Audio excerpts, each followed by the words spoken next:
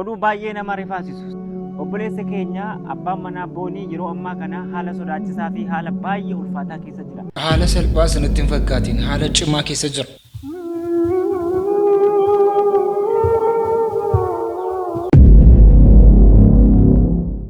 Uruta, assalamu alaikum wa rahmatullahi wa barakatuh. Mimi, akkam jirtu fayyaadha? Jirtu akkam nagaa fayyaadha. Daabbi qoloon simbira jira, akaayii wayii simbira kaataniitu, ushi bishaan wayii simbira yookaan hin taane har'a baay'ee ni cimu. Mana keessatti wanta hojjetamu keessa waan akka daabbi qoloo, waan akka akaayii obbora dhabuun keessan har'a baay'ee ni cimu. Bunni jiraannaan garuu ijoolleen Jimmaa garumaaf buna nu argitan qoyi. Bunni biyya keessanii ammaaruudha lafarraa amma singaruu kina qabdu wallahi. Rifatuu nama ka. Kiu jechuu nama ka. Oruudha haaceen bara akka kanaatti kolfe maal argeeti? Kana argeeti wanti akkanaatti kolfe. Nama garaan ane mamuun arganii yaga maalan jira cabsee nyaatee. Kana arge yookiin immoo kana qofaa biti ijoolleen musliimaa jedhamti kan uffannaa jiraatiin kan baay'ee beekaman ijoolleen gurguddaadha jennee eegaa jiru. Qullaa jaraa yeroo deeman arginu keessatti dhuga baay'ee sheeminnu qaba. Cuwaa jetti sirroon halkanii yaga cuwaa jetti sirroon halkanii. Nama garaan ane mamuun arganii yaga maalan jira. Shamma mucaan kun taayitii uffattee jirti amma boori immoo qumxaa yookaan immoo amma jilbarraa saga'uun uffattu jettanii ni yaaddu. Waan hin hafnedha Oruuta. Kana qofaa miti maa wanti nu argaa turre.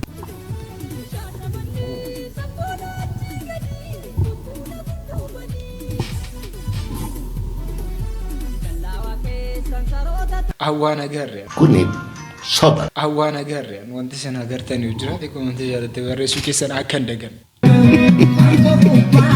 Waraabaa mana kiyyaas ajjeeseen du'a malee wallaahi siniisee deemee dubartii biraan wallaahi.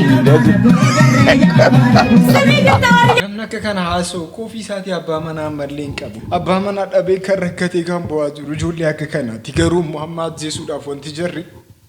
Guyyuma takkallee heerumeetu jaarsa kiyyaa wajjin fiqiriin haleeliin du'uu jechuun maal jechuudha? Alamii kiyya guyyaa takkallee agarre bar. Ilmoo kiyyalleen dhalanne bar. Eeshaa amma akkamitti heerumtaadha? Abbaa manaa kun ajjeese jedha. Abbaa manaa kee gizeedhaan sodaachisa. Akkamitti heerumuu dandeessu? Ijoolleen tokko waan haasoftan adda baasaa bara. Isaayyuu maaf nu ajjeestu? Nu ajjeesina. Diidoon qabanu nama hin qabanu jettanii deemee. Amma akkami ati kaayyoo kee jijjiirtee gara keenyatti deebitamoo haaluma kanaan itti fufta? Wait. Yookaan afaan maalii dandeessimee naa gaafadha dallaalaa goosan. Kois? Arabiffan beektu moo ana arabiffan beeku amma koyi? Maalan jedhaani meenatti maa waanan jedhu meesti natti maa warra afaan gaalaa beektanii afaan gaalaa natti maa ani gubadhe baranna dallalaan kunatti nimne ani siyoosii hin baranne siyoosii kanan baradhe ammana waxii minaa mana kun maal jedhanii targii amma shiisa kana maal jedhanan kis kul toosh omaa hunda gaan jiru maal godhan isa yoo tokko miti hin baay'eedha ishiin kun immoo garuu bareedda ishiin kun bareedduudha dasneette garuu afaan waliin beennu awaanan jedhee taasisa natti mala. Koomantii jalatti maadaam jedheeni.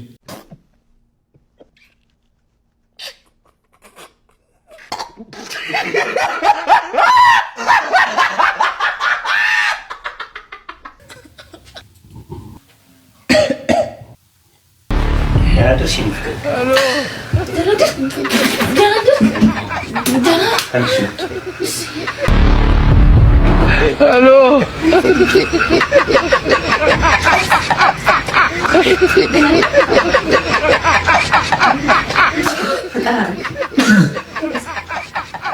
Sanatti kursi darsan. Kanaan jaalala jennaan amma waliin gallu ganama akka kanaatti wal kaasuun jiraanna. Dura inshallah Itoophiyaan Saudi Arabiyaa ni koloniifatti. Itoophiyaan Saudi Arabiyaa ni koloniifatti. Koloniifachuuf teessee wanni isaan yaadaa turan san itti dhufuu teessi. Kaabaan hin diigamtu kaabaan kijibaa barakka difeensi birraa si godhaniif. Amma ati bar gizeeniif Saudii teessu waan amata khumta ka ibashan amanya khaybarataniif gabricha janin wariyan lammi Itoophiyaa taana. Addunyaa biraatii fi nuti isaan bira walad ija jaallalamne jechuudha. Kaabajii suutenya biyya tana rufuutenya dhaloota isaan wal barsiisaa dhufanii mire saniifuu ati Itoophiyaa taanaan ijamtuun silaalanii akkamalee qoccoollaa xiinsammuu hunda sirratti dalagan jechuudha. waan kana beekaniif jecha booda gizeenii kosh gabrimanti ni deebi'e amma gaafa deebi'e filannoo booda inshallah ni deebi'e filannoo tanaa booda isteepi takaffaan chapter 1 reesii guutunni fudhanna kosh gabrimantiin gizee deebi'e lakkalakkaan guddachaa deema suudiin bu'uuraalee misoomaatiin nutti haajamti dirqama.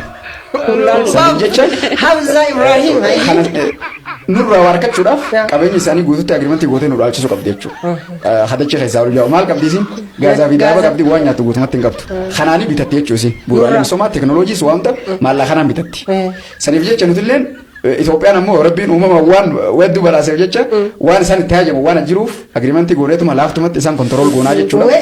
Zaggireetas Itoophiyaa gizee ijaarte alaabaas ni jijjiirta afaanis ni jijjiirta waan hunda godhuu dandeessa. Itoophiyaan amma gizee lookeeshinii si babal'ate fuuldura maqaanis ni jijjiirama alaabaan ni jijjiirama meebii inni dhufu suni akka Oromoon barbaaddu san takka afaan Oromoo afaan federaala Itoophiyaa biyya maqaa jijjiirrata san ta'uu danda'a. Saudiin harka keenya keessanii galti jettanii ni amantu Oromoo. Saudiin harka keenya keessanii galti jettanii ni amantu. Dhufanii asii hojiin hojjetu jarri. Kuni soba propaagandaadha malee waan ta'uu danda'u miti. Nus maadaamii jaraa taana jechuudha. Gurbaa tokkotu akkas jedhaa ture hidhaan haaromsa biyyaa gizee eebbifamu keessatti kanaan booda bakka jara Saudi Arabiyaatu dhufanii nu bira hojjetu malee nuyi miti kan jara bira dhaqee hojjetu. Maadaamiin jaraa irraa jalqabee nu ta'a jarri nu keessa dhufanii hojii hojjetanii qarshii argatanii galu jedhee poosata. Komantii jalatti immoo gurbaan tokko maal jedha damooza jaraa bishaan kaffaltaafi.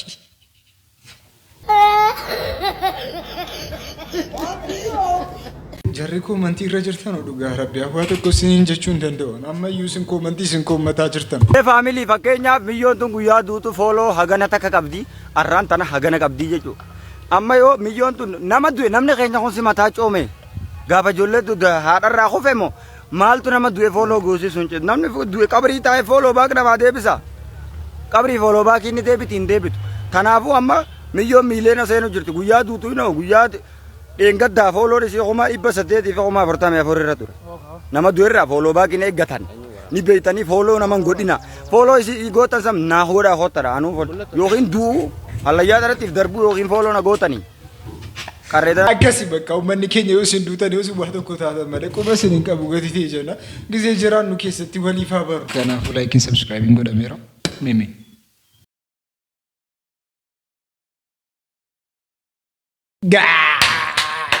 Orotaa mistirrii gurguddaan immoo dhoksaadhaan ba'aa jira. Ulfa kanaanaa qabdii jedhamee ture. Nandaha indeessuu irratti atakaaroon ka'ee ka jedhu wayin nagee kaleessa. Ulfa kanaanaa qabdi. Rabbiin waaqa jechu malee namootuma muraasa malee ana dabalatee ulfa kanan barbaannu jenna nu dhiironni. Dubartiin ulfa baasuun jaallattu. Ulfa kana atakaaroo fidee ture baasi hin baasu wanni kun hagam dhugaadha. Abbaan manaa ni jettan dhiyaatee ulfa baasi hin baasu kana irratti bilbila irraa ragaa barbaanna barreeffamas ta'ee sagaleen ta'ee dhaaba'u dhageessanii haqa waan akkanaa barbaadu inni kan poolisiiti qaba. Abbaan manaa bira ture hoteela keessa taa'ee dhuguma viidiyoo koolitti dawwalee dubartii wajjin akka jiru agarsiiseera ka jedhus hin nageenyes yoo si hin nageenye awwaana nageera keessoodhaan isinitti maallaa. Nageera hoteela keessa taa'ee viidiyoo koolitti dawwalee jennaan dubartii wajjiniin of ajjeeste. Haasaa hin eegamne qofa dhagaa jira. Wanti kun tasaa haasa'amuus ni danda'a namootaan kalqame haasa'amuus ni danda'a dhugaan isaa garuu ammallee hin baramne. Haa ta'u malee dhugaan jiru yeroo ammaa keessatti inni bareechee dhukkubsatee hospitaala akka inni galee. Oduu baay'ee nama rifaasisu sabnii fi ollaan nama hin qabinii jedhani. Obboleessa keenya abbaan manaa boonii yeroo ammaa kana haala sodaachisaa fi haala baay'ee ulfaataa keessa jira. Kan inni argamu mana yaalaa keessatti argamaa jira. Doktoroonni yaalaa gahaa kennaafii jiru hanga ammaatti mucaan kuni baay'ee of baraa hin jiru waan ta'eef egaa gaafa namni nama qabee gaafa sabni nama qabee hedduu nama rakkisa. Waan sooshaal miidiyaa kan wanti nu mul'atu nu miidhe gooftaa keessa keenya.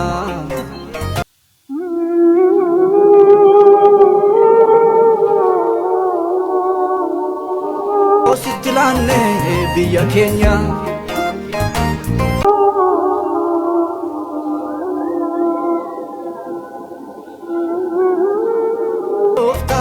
keessa keenya. Mucaan akkanaa hospitaala keessatti agarree jirra. Baay'ees laabbi'ees jira yookaan immoo of wallaaleetii jira. Haa ta'u malee namoonni tokko tokko immoo waan hin taane irratti haasa'aa jiru. Mucaan ergaa haadha manaasaa dhabee asii haala kana fakkaatu keessa jira. Jireenya asirra teessee raawwattee qabeenyaan abaluudha kan abbaa abaluu teettee qabeenyaa haadha manaaf abbaa manaa garaa qooddee asii. Baay'ee nama ajaa'iba baay'ee. Uummata wallaalummaadhaan daffaarii ta'u qofan argee tiiktaayii kanarraa baay'ee. Qabeenyaa haadha manaaf abbaa manaa adda qooddee kan nama tokkoof kennu barbaaddu. Jala baastee maatiitti kennu kan barbaaddu. Asii inni kun jiraachuu dhabuu keessaa wixxifataa miidhama haadha manaa isaatiin isin asirraa qabeenyaa waa qoqqooddu. Uummata baay'ee nama gaddisiistu dhugaa. Hin dhukkubsate eeyyee dhukkubsateera. Maaf hin dhukkubsatu haadha manaa isaati. Akkuma ilaalta sanatti. Haadha manaa isaati. Hin jaallatanaa dhukkubsachuu miti of ajjeesuu iyyuu qabaa ture. Sittan hima. Dhukkubsachuu iyyuu miti. Akka inni burraaqee olu taalee faarfatu barbaaddeere. Akka inni sirbi barbaaddees kittaa. Wayi. Haadha manaa isaati. Iddoo meeqaa isa kaaste bar. Ani garee kamiyyuu miti. Yoo barbaadde sheer riippoostii godhaa. Nan beeka akkas riippoostii gochaartan. Waan irraa ka'uudha. Inde hin fayya. Hoo wallaala guyyaa afur guyyaa shan torban tokko. Iddoo isaa duriitti deebi'a. Garuu isheen duutee baddeetti haalle. Dhugaan jiru kana horoota isuma du'itu bada namoonni kana yaadaa jirtan qanii lama sadiin booda ni irraanfatamu. Amma mucattiin kun amma torbee kanaa qofa. Kanaan booda namni si yaadatu hin jiru. Yeroo wajjin jiraatan keessatti maal mistara ofii baastu. Ansi wajjin wanta naasee akkamittiin baasuu danda'a? Akkamitti ba'a? Keessan immoo qo'i isinitti kolfina malee. Namicha tortoraan nanasii jaalladha si jedhee suuraa kee piroofaayilii godhadhee naan hidhattee an sobeeta muudiitti qabachuudha sin jaalladha jedheeni isiin immoo piroofaayilii na godhattee jettee hidhattee namatti tu ana sinuma kan isii akka keeniitiin haasa'u balleesse tish lammaffata akka silkii koo irratti okeen dhaaneshii. Siin talicha tortoraan ati nama taa'e mana arrabsita daxxiroo ati daxxiroo akka namatti hojjechuu beeku wayii nuti na arrabsitu maan ree. Akkuma si jaalataa kan biraa jaalataan jiraan. Ilma lama sadii janaatu nan jechuudha. Si mararfadhee sin fuudhee gaafa jaalalaa si dhiyeesse malee hunduma jinan janaara jechuudha. Ani ijoolleen isa keessaa na dubbisaan iyyuu beekaan calluma idaaraan si jaaladhee waan hin jiru. Maallaa arrabsisa akka namatti hojjechuu beektu wayii daxxiroo. Akkuma dhiiraa afaan guuttachuu waan namaan jettaa bituun si ta'e afaan qabadhee waan namaan hin jedhamu. Tish maal sagantama yoo janajjante isiidhuma akka keetii si janajjante malee nama si janajjante si jeetee asi jammar parfaarii irratti taachuu miti suuraan numti kan keenya silkii koo keessa taa'u taatee rabbiin galata galfadhuufi doofaa. Lubbuun immoo si jaarsu garaaja baadhee waan si jaalladhee jiru jechuudha. Amma suuraan sitti argee jiru hunda isaa hariinaa ergee jechuudha. Na poosatti asiree eegee dadhabee waan ta'eef nan poossanne jechuudha mawwanaati. Anaa suuraallee gaafa hidillee akkas ijoolleen ja'a ofii poosataa turanii ati immoo na poosatu iddee na ergee jiru suuraa koo hunda isaayyuu. Lolisni jara kan dhufe maayini gaafa hidhii isiitu poosatu dhiisanii tusiin poosatteeni lolisni kun hariirra jiru maayini immoo arrabnis arrab. Wajjin haasa'amii wajjin taphatamii waa'ee jaalalaa wajjin haasa'amii kaa'amii isa arrabaa akka kanaa nawwan akkamitti isinii ta'a garuu akkamitti nama wal jaallatanii akkamitti arrabsuu dandeessu. Lubbuun keessi keessaa bosayyuu lubbuunaan jirtaati. Na arrabsitee dhiiftee isayyuu dantaan keeti. Maalirraa eebbiftaata mana arrabsitee dhiiftee. Si jammar suuraan kee immoo tokko iyyuu hin qabuun. Xaragee yookaan kan balleessiyan. Maatti godha suuraa si akkasii sirkiin koo keessa keewwadhee. Si poossatuu miti sirkiin koo keessa iyyuu si kaataan jiru fi lammaffata akka sirkii koo irratti hin dawwalle amma. Silumayyuu jaalala koo qabdu jechuudha xaasaa sobdinatti fakkeessatta malee. Nama of taa'ifte na arrabsitaa sayyuu. Deeme barbaada jaaladhugaa. Akka nama durbummaa qabu of akaabbadde sayyuu. Inni sodaadhe kana isa kana mumaaf baasta isa kana illee dhoksite. Dhahurootaa garuu dhiisaa dhugaa rabbumti isin hin dhiisu. Situ chinarra godha. Ani daaraarraa si kaasee nama si godhe situ chinarra godha. Ani bar nama akkamiitu na kadhataa bar. Karaarra si dhisee hin deemuu. Si faana rakkachaa ture malee kan si caaluun argadhaa banni beektaami. Cittoo. In qaanoftumu na fuuldura teessee qofatta ilkaan keessirraa haadhumu. Aasqam.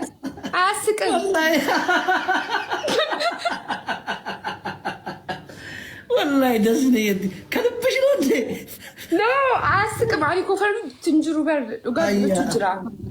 Akka keetii kana bar dhibban dhaabaa bar karaarra sin dhiisuun si faana rakkachaa ture. Ati narrachiiti goota. Isaayyuu kannaa gadi. ከኔ የበለጠ የምታምር ብትሆን እሺ ይቅርታ ሁለተኛ አላረግም። አረ እንቅርት ጣበ ኢልካን ከስራ አዱሙ ነነትን ኮፈኒ እኔ ፊት ለፊት ሆነ አትሳቅ አታፍርም። እኔ ነኝ ጥፋተኛ ሲጀመር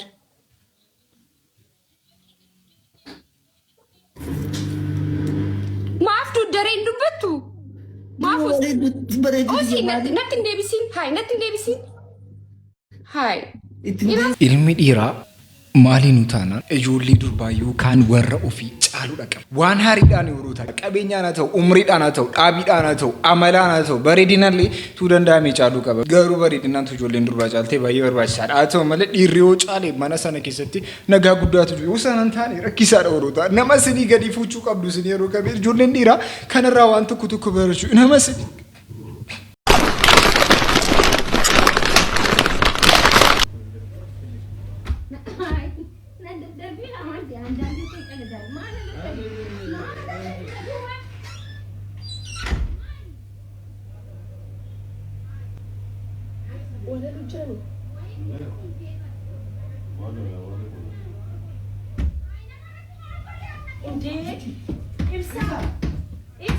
Rukutaa jira mana keessa kilaasii galfate.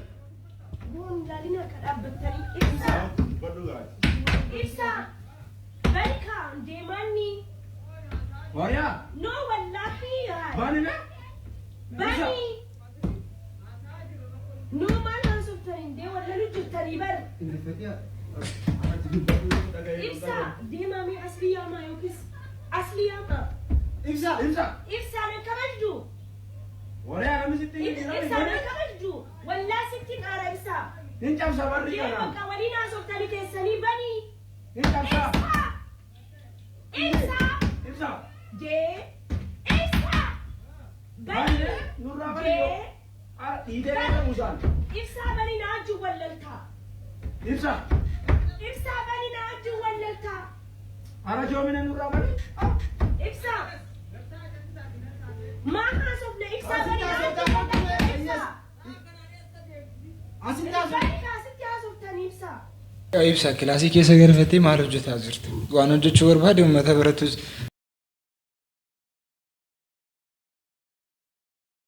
Tala jettee timmi namitti qoraatti namasi waraan mootummaan na waame abbootii qabeenyaa adda duree jedhee na shallaa sooreessaanii.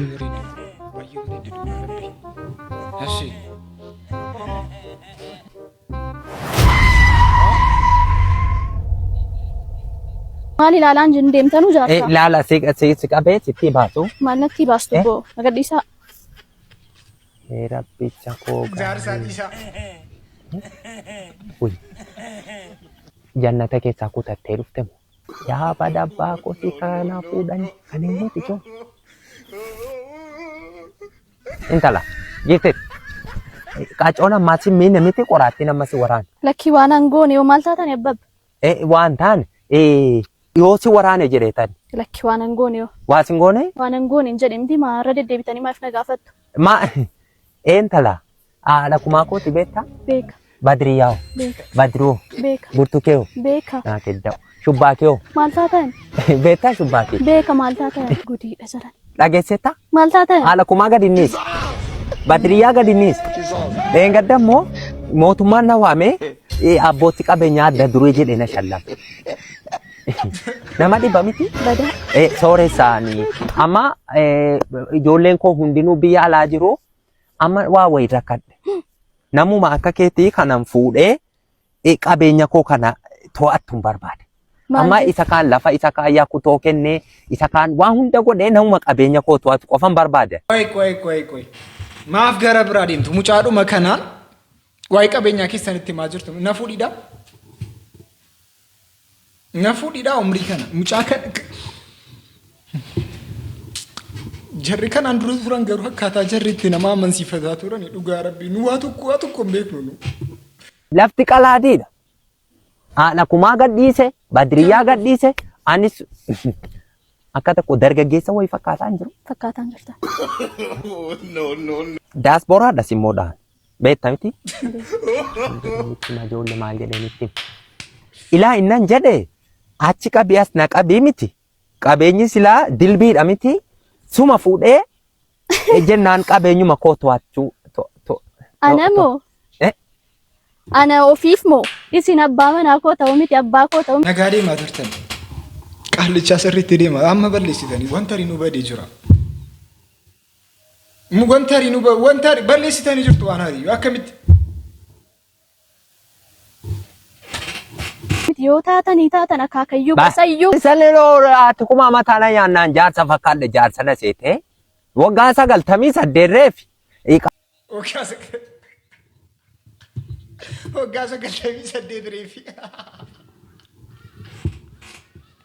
Reefu waggaa dhugaa rabbi maaf sabiyyummaa kanaan manaa baama koo haati keessan akkamitti sabiyyummaa kanaan isin gadhiisan qophaa ba'uun qabdan uummisin namni isin harka keessan qabeetii kan fudhatu sabiyyummaa akkamitti manaa baama koo. Qabeenyi immoo dilbiidha maal sii jedhee tan malee maaltu na dhibe ana durba sagaltuun akka jedhan. Akkana taanaan kuttaa akaakayyuusin kichuudhuman isin kutaa harakaa. Ijoollee jannata keessaa baddee dhufte muun bareeddi mataa jabaatti malee bareeddu ana fuunaan siichi waa tokko duuniyaan jannataa kanuma. Maal jedhaa jirtu? Waa lakkii waan jenne qabeenya kun hisaabaa jira. Qabeenya keessan isa san. Ilaa abbaa tamammee. Anoo isinis beekaa. Haadha kumaa keessaniinis beekaa. Ani isinitti heerumuurraa Uzraa'el dhufeeruma mana hafuudha. Deemachi siluma yuunatu gabaa koo malee dhaabbate shifa. Yaadhaa lammaa inta saadbuu idaal jettee jarrisu. Kana garuu silkisii kufunu barbaada boota. Ora da sagantaa koo kan bakka sagantaa biraatti boolitii ati eenyu turte koofati jalatti barachuu keessaa akka dagan jara baay'ee waraanaa hojjetu turtan.